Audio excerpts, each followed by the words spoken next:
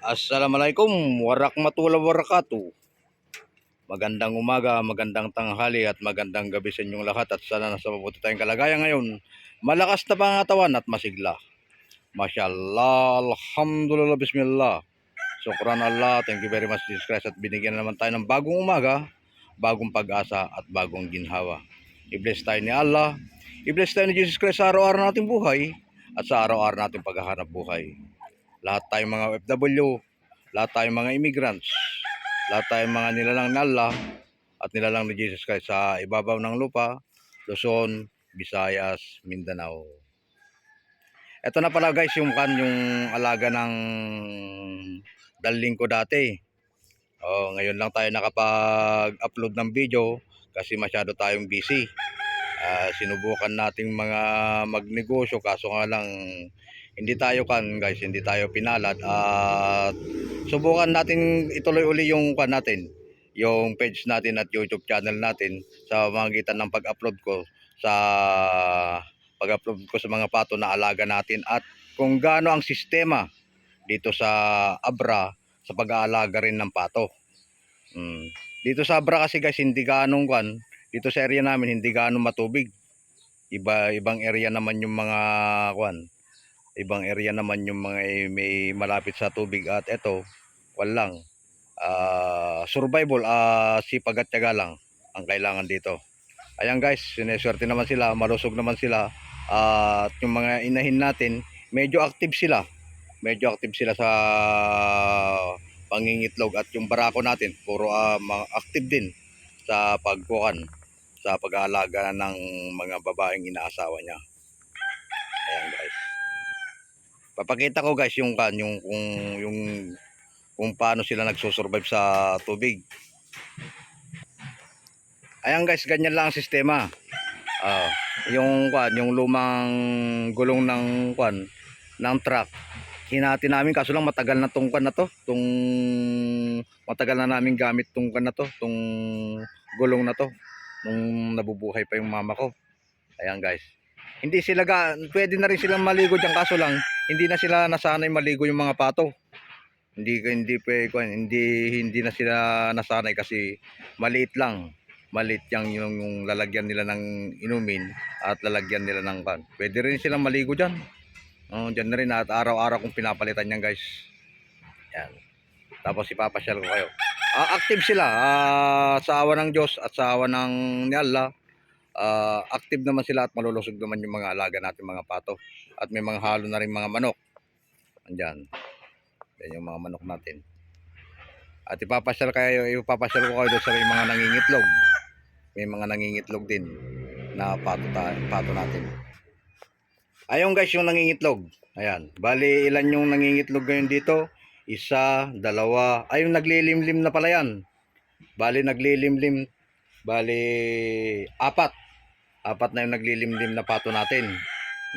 At mapapansin nyo guys. Ayan.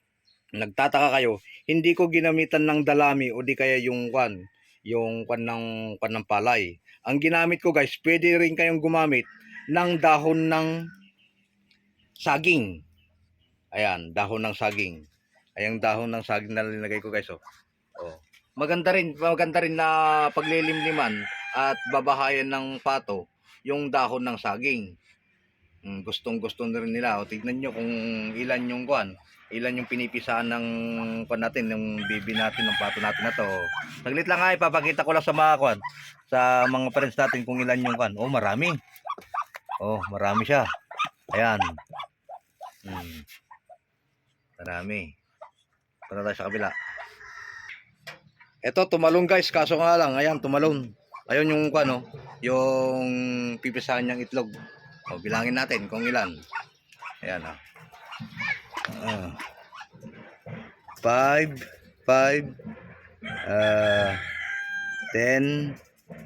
15, 20, 22 guys. Tapos ang ginawa ko kasi nung una yung mga hindi pa napisang itlog, yung mga naiwan na hindi napipisan ng mga iba, hinalo ko dito guys para sa palaran din. Tapos pag napisa niya yung hinalo ko, kukunin ko yung sisiw. Yan, baka nagtaka kayo kung may mga itim-itim. Ayan, kwan lang sa palaran. Yung mga may itim-itim na yan, kwan na yan. Yung luma, baka sakali lang. Baka sakali lang guys. Tapos kapag advisable na pwede, yan, isasabihin ko rin kung advisable sa inyo. Ayan guys, oh, yung dahon ng saging. Ayan. Punta tayo sa kabila, papakita ko yung mga naglilimlim. Ayan, yung pangatlong naglilimlim guys. Ito. Ayan, so wag ka nang alis, hindi kita lalapitan. Ayan. Masyado silang mailap. Ayan guys, oh. Sana swertehin yung paglilimlim nila para katulad din nating mga nilalang ni Jesus Christ sa ibabang mundo, may pag-asa rin silang mabuhay at masubukan din nilang mamuhay dito sa ibabaw ng lupa, yung mga sisiw na yan, kung sakaling may swerte yung pipisaan nila. Andito yung guys, yung apo ko na si Marco. Oh, Marco. Oh. Hi ka. Hi ka. Hi. Ito naman yung manok. May manok din tayo na pikwan. Nangingitlog. Hindi ko lang alam kung nangingitlog to o napipisa na kasi hindi na umaalis. Baka nagpipisa na rin to. Si White Lady. Kasi puti siya. Ayan.